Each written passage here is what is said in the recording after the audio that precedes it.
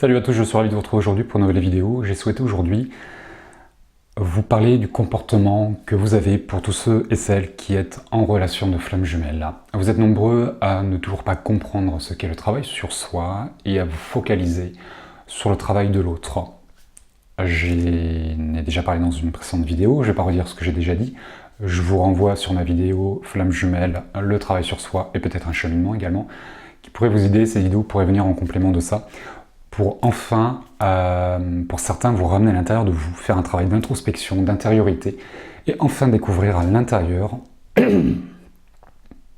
ce qui se cache, ce merveilleux travail qui est à faire sur vous, qui s'appelle du développement personnel, qui vous incombe, qui vous appartient de faire, de comprendre avec le temps, indépendamment de l'autre. Du coup, tant que vous faites un focus sur l'autre, à vous demander ce qu'il fait, est-ce que lui travaille ?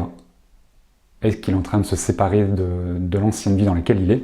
Est-ce qu'il pense à vous? Est-ce qu'il vous aime? Vous ne travaillez pas sur vous, vous travaillez sur l'autre. Du coup, ce comportement, il serait peut-être intéressant de l'analyser, de le comprendre pour le changer. Le développement personnel, comme son nom l'indique, va vous développer personnellement. Et c'est un travail qui se fait seul. Avec un thérapeute, dans un couple, en étant célibataire, avec les enfants, dans un milieu professionnel, amical, familial, toutes les sphères dans lesquelles vous évoluez vont vous faire travailler. Maintenant, puisque vous travaillez, puisque vous développez, votre comportement doit s'aligner avec ce développement personnel, avec votre travail de guérison, de libération. Du coup, en quoi avez-vous changé? Puisque vous travaillez sur vous, puisque vous cheminez, vous avez forcément changé à vos attitudes, à vos réflexions, à vos peurs, vos doutes. Il y a des choses qui vont émerger de votre travail personnel. Du coup, il serait peut-être intéressant, dans votre travail d'introspection, d'intériorité, de regarder ce que vous êtes. Pourquoi pas vous filmer, faites des vidéos, pas forcément obligé de les publier, mais regardez-vous, analysez-vous. Ne vous jugez pas. Essayez de comprendre votre comportement. À quoi sont dus vos comportements? Pour bon nombre d'entre vous, il y en a certains qui me font peur quand je les lis, quand je les entends, quand je les regarde. Il y en a beaucoup d'entre vous, vous me faites peur. Parce que vous avez un comportement qui est particulier, je trouve. Il y en a qui sont intrusifs, qui sont dans des relations perverses, des relations toxiques, qui sont pleins de peur, qui sont dans des névroses, qui sont en train de se scléroser à l'intérieur d'eux, qui sont pleins d'angoisse. Et c'est normal. Maintenant, ce qui me fait peur, c'est pas votre attitude. Moi, le premier, j'ai mes propres peurs, j'ai eu mon travail et que j'ai toujours. Du coup, c'est normal. Maintenant, ce qui m'inquiète pour certains, c'est votre manque de positionnement face à vous. Un manque de discernement. Un manque d'envie aussi. Un manque d'amour, un manque d'estime de soi, un manque de confiance en soi, un manque d'optimisme. C'est là où certains, je me dis, waouh, j'aimerais pas être à leur place et j'aimerais pas être leur flamme jumelle. Pour certains d'entre vous, vous avez des comportements... Voilà. Mettez-vous face à vous-même et demandez-vous comment vous réagiriez face à vous. Est-ce que vous fuiriez ou est-ce que vous viendriez vers vous? Ce que j'essaye de vous expliquer par ces mots, pour vous toucher, pour vous réveiller volontairement, c'est que vous envoyez vos peurs, vos angoisses, vos dépendances, toutes vos blessures à l'autre et vous étonnez qu'ils ne viennent pas vers vous. C'est logique. Comment vous réagiriez face à ce que l'autre vous envoie? C'est peut-être d'ailleurs pour ça qu'il vous fuit. C'est pour cacher ses blessures, pour vous montrer la meilleure version de lui-même et la meilleure partie de lui-même. Du coup, analysez votre comportement. Pour tous ceux qui se posent encore la question de savoir s'ils sont présents dans le flamme jumelle, c'est pas l'autre qu'il faut regarder pour savoir si vous êtes en relation flamme jumelle. C'est vous que vous devez regarder. Cette information est à l'intérieur de vous, se loge ici. Le mental et l'ego se trouvent ici. Votre âme se trouve ici, dans le cœur de votre être. Cette information d'être en présence d'une flamme jumelle, ce lien si particulier et atypique, se trouve dans votre cœur et pas dans votre tête. Du coup, plongez à l'intérieur de vous, laissez votre âme vous conduire et pas votre ego, votre mental.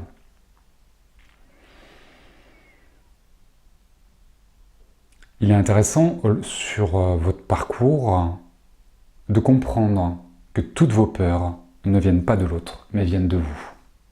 Les peurs que vous avez, les peurs qui ne vous aiment pas, la peur qui vous abandonne, qui vous rejette, la peur de ne pas être assez bien pour lui, la peur que ça n'arrive jamais, n'est pas liée à lui, ni au lien, mais liée à vous et à votre passé. Tout ce que vous vivez dans la relation de flamme jumelle a commencé les premières années de votre vie.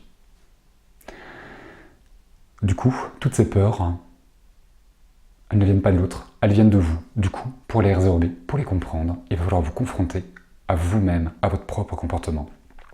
Lorsqu'on guérit nos blessures, la peur disparaît. Et le comportement change également. Puisqu'on n'a plus peur, on va faire péter certaines protections. C'est pour ça que je vous renvoie sur mes 2 précédentes vidéos, cheminement et travail sur soi, je ne sais plus comment je les ai intitulées. Vous allez les trouver, si vous ne les avez pas déjà vus. Tout est à ramener à l'intérieur de vous. Il est intéressant dans votre travail de faire preuve d'authenticité avec vous-même et d'apprendre à aimer vos côtés sombres, vos défauts, vos faiblesses, vos peurs. Mettez en amour, mettez en lumière tout ce qui vous gêne à l'intérieur de vous. Il est là le travail d'unité, de pacifier ce que vous êtes, ce que vous faites, de comprendre votre passé pour le digérer, pour le cicatriser, en aucun cas stigmatiser les choses ou les cristalliser, et de porter encore de vieilles blessures, de ruminer, de ressasser les remords et les regrets qui vont faire cogiter le passé. Du coup, comprenez-vous, comprenez votre attitude, votre comportement, et aimez-vous, et aimez la part d'ombre qui est en vous. On a tous une part d'ombre. Maintenant, il est intéressant de l'identifier, de ne pas la chasser, sinon on rentre dans une dualité, on rentre dans un combat de soi face à soi. Inutile de vous battre contre vous-même, parce que forcément, c'est vous qui allez perdre. Du coup, ça sert à rien. Ça pourrait s'apparenter à un suicide. Du coup, ça sert à rien. La dualité, chasser l'ombre, ça ne sert à rien. D'ailleurs, il y a quelqu'un qui m'a envoyé un mail il n'y a pas longtemps.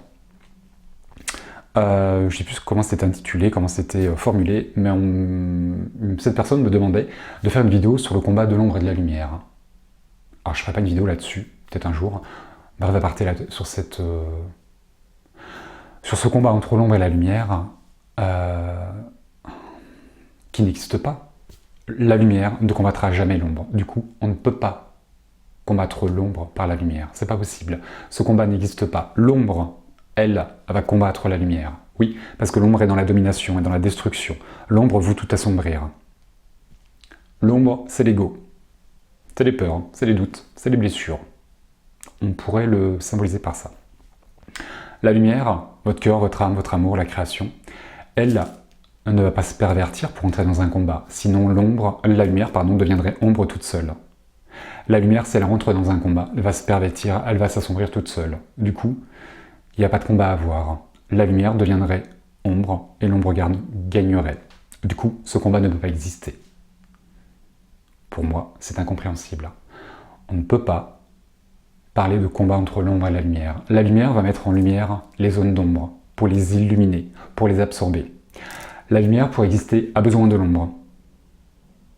L'ombre et la lumière coexistent. Elles se pacifient, elles s'équilibrent. D'ailleurs, au bout d'un moment, dans votre parcours personnel, cette notion de bien et de mal disparaît. Elle s'équilibre, elle se pacifie. Il est intéressant de requalifier ces termes aussi. Et que du coup, l'ombre est utile, car elle permet à la lumière d'exister. Du coup, il n'y a aucun combat entre l'ombre et la lumière, ce n'est pas possible. Maintenant, si cette métaphore extérieure vous la ramenez à l'intérieur de vous, vous allez peut-être comprendre l'une des manières de travailler sur vous est de vous aimer. Mettez en lumière vos parts d'ombre, vos défauts, vos faiblesses, vos peurs, vos blessures, pour les mettre en lumière, pour les aimer, et pour leur donner un autre sens, pour les transmuter, les transformer. Il est là le travail sur soi. C'est pas en regardant l'autre, c'est en vous regardant vous. Introspection, intériorité. C'est compliqué de se mettre face à ces blessures, parce que forcément, ça va demander du courage et une certaine compréhension de son parcours, de son positionnement face à l'autre.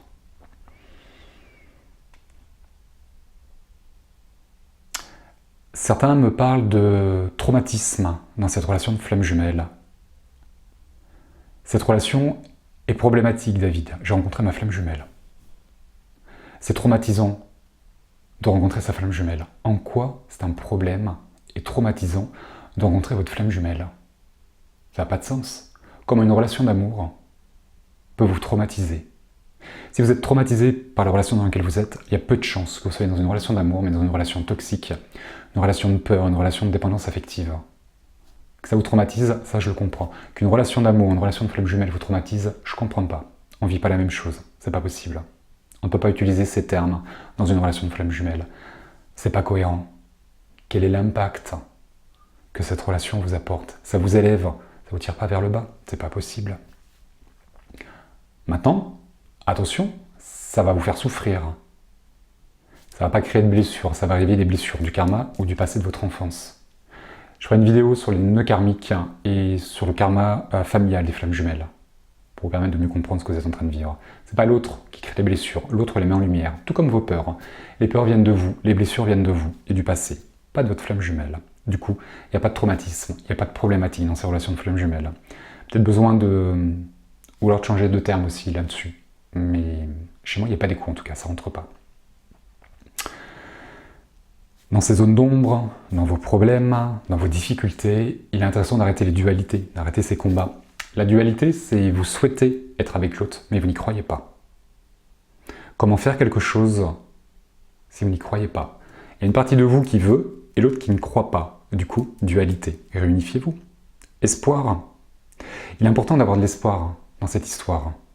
Sinon, on s'épuise, on se fatigue. Pour contrebalancer les zones d'ombre, branchez-vous sur l'amour. L'amour de vous, l'amour de l'autre, l'amour du lien. La vie est belle, rendez-la belle, illuminez-la votre vie. C'est pas l'autre qui va le faire, c'est votre travail. Il est là aussi le travail sur soi, de vous aimer vous et de vous mettre en lumière. Du coup, les dualités, arrêtez. Pacifiez-vous. Je pense très sincèrement que cette histoire de flamme jumelle, pour en parler, pour la comprendre, il faut la vivre. J'ai souvent entendu dire ça. Il faut la vivre. Alors vivez-la. Vous ne la vivez pas, vous la mentalisez.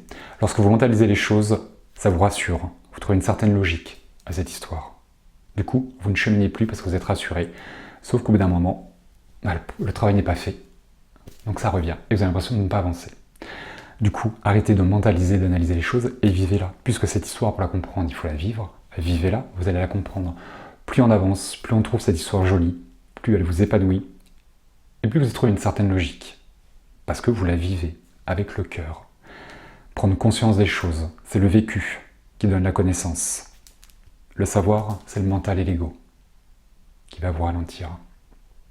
Il est intéressant lorsque vous allez entendre, regarder des vidéos, lire des bouquins ou autres, que l'écho qui va se faire dans la tête arrête de tourner en rond, comme une caisse de résonance, et qui descend jusqu'au cœur, d'incarner les choses. Qu'est-ce que l'information que vous avez entendue ou vue vous permet d'être ou de vivre? Souvent, vous entendez des choses et vous pensez avoir vécu les choses, parce que vous entendez quelque chose que vous comprenez, et vous l'avez juste compris, vous ne l'avez pas vécu. Allez jusqu'au vécu, assimilez l'enseignement, vivez-le. Différence entre théorie et pratique, pardon.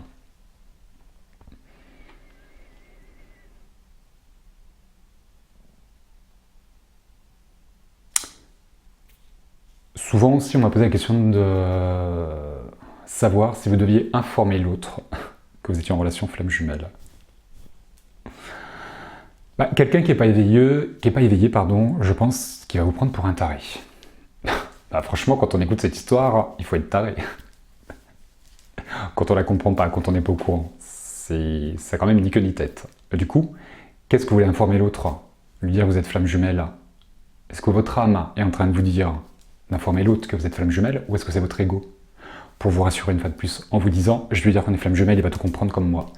Sauf que vous êtes deux polarités différentes, vous n'avez pas le même de fonctionnement. Il est tout ce que vous n'êtes pas, et vous êtes tout ce que lui n'est pas. Du coup, quel est l'intérêt de l'informer que vous êtes en relation de flamme jumelle, si ce n'est de vous rassurer et de laisser la place à votre ego? Maintenant, lorsque l'autre va s'éveiller au lien, c'est pas forcément au lien de flamme jumelle, c'est au lien d'amour. Flamme jumelle ou âme sœur, on s'en fout, on parle d'amour avant de parler d'âme. Je rappelle qu'un lien d'âme unit deux âmes de l'autre côté, qu'aujourd'hui sur Terre, vous êtes des hommes et des femmes et vous êtes reliés, oui, par un lien d'âme, mais surtout par une relation d'amour. Donc l'autre, lorsqu'il va s'éveiller, il n'a pas besoin d'entendre cette terminologie de flamme jumelle, sauf si vous voulez lui faire peur. Il peut y avoir un déclic chez lui, mais c'est pas pour ça qu'il reviendra. Tout comme ça peut lui faire peur et qu'il vous prenne pour un fou ou pour une folle. Par contre, ce qui est intéressant, c'est qu'il s'éveille au lien d'amour qui vous unit tous les deux et qui comprendra certaines choses. Maintenant, attention, certains d'entre vous allez donner l'information à l'autre et l'autre, ça va lui faire tilt. Ça va lui faire tilt parce qu'il sera prêt à entendre cette histoire. Si c'est pas le bon moment, vous allez lui faire peur. Par contre, vous allez rassurer votre ego, ça c'est sûr. Maintenant, prenez le temps pour donner l'information et qu'est-ce qui va vous dicter votre conduite? Votre cœur, votre amour ou vos peurs? Si vous avez confiance en vous et en lui, vous n'avez pas besoin de lui révéler cette information. Vous les laisserez faire. C'est eux qui vont faire remonter l'information. Lorsque le voile se lève chez l'autre, c'est comme par magie. Il y a des retours qui sont très déconcertants, auxquels on ne s'attend pas. Du coup, laissez faire, lâchez prise, soyez patient. Penchez-vous sur la confiance, sur la foi, pas sur vos peurs, pas sur vos doutes. Le doute, il est utile, il va vous mener à la confiance en soi et au discernement. En aucun cas, à laisser la grande sœur apparaître qui s'appelle la peur, car elle va vous paralyser. Analysez votre comportement, puisque vous travaillez sur vous. En quoi avez-vous changé? Pour tous ceux qui sont dans des relations obsessionnelles, à les fliquer sur Facebook, sur les réseaux sociaux, à passer devant chez lui, à passer devant son boulot pour voir ce qu'il fait, voilà. C'est ça l'amour inconditionnel? Êtes-vous vraiment dans une relation flamme jumelle? Êtes-vous vraiment vous, dans votre comportement, dans l'amour inconditionnel? L'amour inconditionnel n'est pas soumis au compromis, aux concessions, à la jalousie, à la possession. Il n'y a pas de peur, il n'y a pas de doute. Dans la 5e dimension, l'amour est vécu dans l'inconditionnalité, pas dans le sacrifice, pas dans le mental. Les relations 3D, c'est des symboliques que je vais utiliser, on part tomber dans un fantasme de la 5e dimension. Les relations 3D, c'est toutes celles que vous avez vécues par le passé, compromis, concessions, on dirait du chantage un peu, si tu m'aimes, il faut faire ci, il y a un manque de confiance en soi, il faut se prouver l'amour, il faut l'amour passionnel, l'amour fusionnel qui fait qu'on se perd, on devient l'autre. Bah, si je deviens l'autre, je suis plus moi, et du coup il y a un déséquilibre dans le couple. Il n'y a plus d'authenticité, il n'y a plus d'épanouissement. Dans la 5e dimension, l'amour est spontané, il est authentique. Il est vécu, il est offert, sans rien attendre en retour. Du coup, pas besoin de savoir ce que l'autre y fait. Ce qui est intéressant, c'est de savoir ce que nous on fait, et puis d'être heureux, face à soi-même. Aller là à la complétude. C'est évident.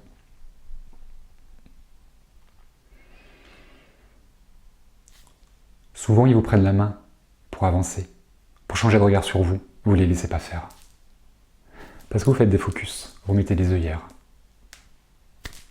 Ça se découvre tout ça. La relation d'amour, la relation de flamme jumelle, elle se crée à deux. Du coup, ne faites pas tout. Laissez-le faire sa part de travail au moment où il sera prêt. Il ou elle sera prêt à faire le travail. Ne faites pas tout, prenez pas pour des sauveurs. Ça sert à rien. À l'image de la fermeture éclair. Chacun son job. Sans se soucier de ce que l'autre y fait. À chaque fois que vous allez vous interroger sur l'autre, ce sera révélateur d'une peur. Du coup, ramenez cette peur à vous-même, car la peur ne vient pas de l'autre, mais elle vient de vous.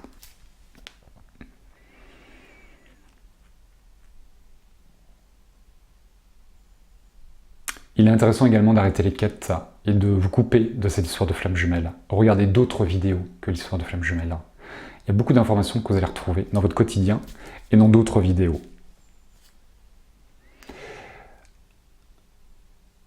Tant que vous vous demandez si vous pourriez vous réunir sur Terre et quand vous vous réunirez sur Terre, dites-vous que votre travail n'est pas fini. Parce que vous êtes dans l'analyse, vous êtes dans le mental. Lorsqu'on vit les choses, on se pose plus les questions parce qu'on vit les choses. Du coup, c'est évident que ça arrivera parce qu'on a fait le job. Et quand, bah, surprise, laissez faire les choses. Du coup, vous ne demandez pas si vous êtes dans cette fameuse fin de parcours ou le trait d'union ou autre, peu importe, on s'en fout. Tant que vous essayez de vous positionner, c'est que vous êtes dans le mental, dans les peurs, dans les doutes.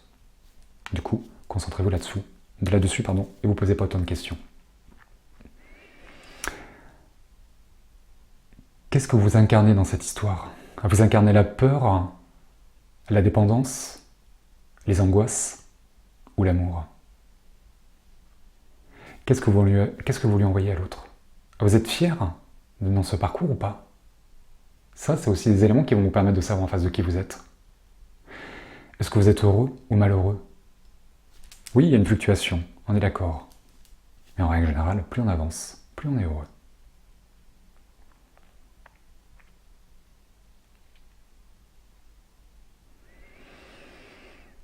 Il est intéressant d'avoir, dans votre travail, dans votre analyse de comportement, un alignement spirituel entre vos pensées, vos paroles et vos actes.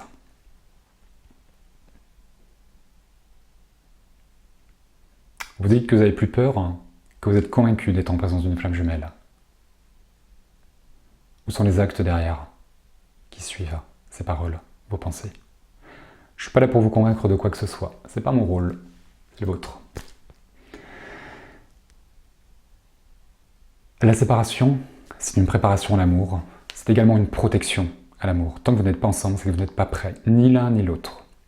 Cette séparation, elle est là pour vous libérer les blessures, les peurs, les doutes, le karma, pour vous reconnaître vous et pour vous unir à vous-même. Et ensuite, dans un second temps, vous pourrez vous unir à l'autre. Préparation et protection. Dans le karma, bon nombre de personnes se sont suicidées, ont été tuées à cause des différences, par un manque de tolérance. Aujourd'hui, c'est beaucoup moins d'actualité. Il y a des gens qui renoncent. Ça arrive, effectivement. Mais c'est ça que vous allez revivre.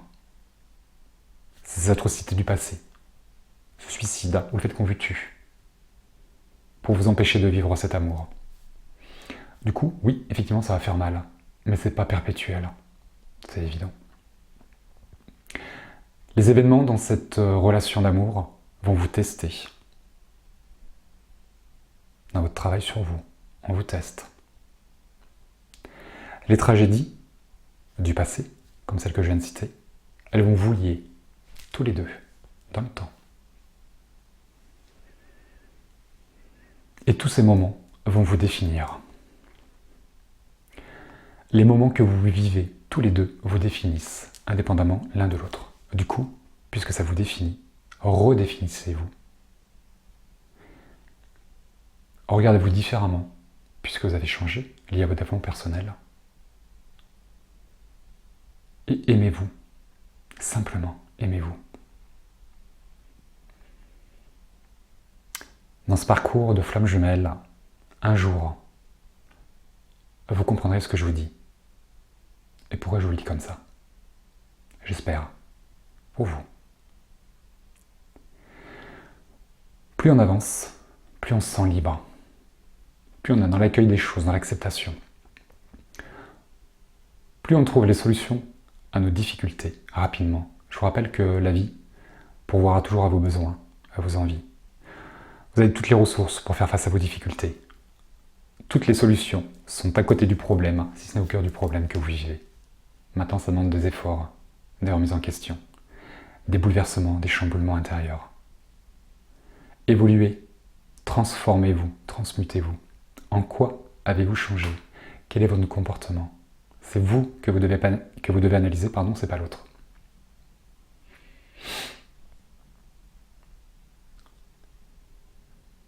Un jour, vous n'aurez plus de doute. Vous n'aurez plus peur. Vous serez en paix avec vous-même. Un espace de paix à l'intérieur et à l'extérieur de vous. Une bulle de paix, une bulle d'amour, de compréhension. Quelque chose de chaud à l'intérieur, de la tête aux pieds, qui va vous envahir. Compréhension différente, une autre attitude. Ce sera l'autre qui sera à l'intérieur de vous. C'est une métaphore que j'utilise, attention. Vous ressentirez l'autre différemment, vous le comprendrez différemment. Vous comprendrez tous les cadeaux qu'il vous a fait, à quel point il vous a protégé, à quel point du début à la fin il vous a aimé. Dans ces silences, il y a des silences qui veulent dire beaucoup, maintenant. Tous les silences laissent part une part de supposition, d'interprétation de votre part. Prenez le temps de comprendre ce que l'autre vous envoie dans son silence, dans son abandon et dans son rejet. Lorsqu'il vient vous voir, lorsqu'il vous parle, lorsqu'il vous sourit. S'il ne vous sourit pas, faites demi-tour. Et dans son sourire, qu'est-ce que vous voyez? Un ange? Ou un démon dans son regard? Qu'est-ce que l'autre dégage? Qu'est-ce qu'il émane? Qu'est-ce que vous émanez? Dans ce travail d'équilibre face à vous-même, l'autre est en train de faire la même chose, qui fait que vous êtes tous les deux au bout du lien, chacun de son côté. La flamme jumelle n'est pas votre double, c'est votre complément. Vous êtes forcément différents, D'où toutes ces différences qui, dès la reconnaissance, montrent que vous êtes flamme jumelle. Du coup, dans ce travail d'équilibre, vous êtes de la même couleur, de la même température, dans une certaine mesure. On ne devient pas l'autre, on se colle à l'autre. On se calque quelque part. On se redéfinit grâce à l'autre. Parce qu'on le souhaite, parce qu'on en a envie, parce qu'on a compris, et pas parce que l'autre nous le demande. Et on ne se sacrifie pas, parce qu'on le fait par amour. Bien sûr. C'est parce que vous êtes amoureux de quelqu'un que vous avez rencontré votre flamme jumelle. C'est pas parce que vous êtes malheureux que vous avez rencontré votre flamme jumelle. C'est pas parce que vous n'arrivez pas à être avec l'autre que vous n'êtes pas avec votre flamme jumelle. Par contre, si vous êtes amoureux de vous-même, que vous êtes bien avec vous-même, que vous aimez cette période qui fait que vous n'êtes pas encore avec lui, pas encore, et que vous aimez tout ça, il y a de grandes chances que vous soyez en présence d'une flamme jumelle. Qui êtes-vous? Quel est votre comportement? Une relation d'amour n'est pas synonyme de bonheur. Qu'est-ce qui se cache à côté, devant ou derrière votre amour? Vos peurs, vos doutes, une dépendance, un lien toxique? Il est intéressant de mettre de côté l'amour pour voir ce qui accompagne cette relation d'amour et ce qui va dominer la relation. C'est de l'amour ou c'est des peurs? Non? Croyez pas? En quoi avez-vous changé? Quel est votre comportement? C'est intéressant de se poser la question, de vous regarder dans un miroir pour vous réidentifier. Si vous n'avez pas changé, c'est pas grave, vous continuez votre travail. C'est pas fini, ça demande du temps, c'est évident. Le travail continue à deux, vous verrez.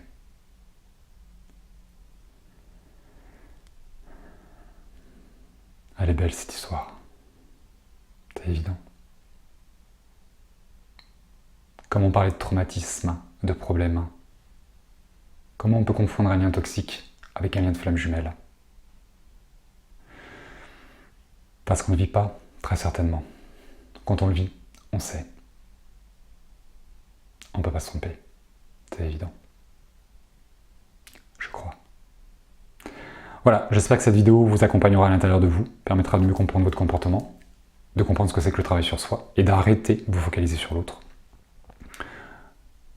De ne plus laisser la place à votre mental et à votre ego, mais d'incarner votre âme, d'incarner ce lien avec fierté, avec amour, avec dignité, avec classe, avec noblesse.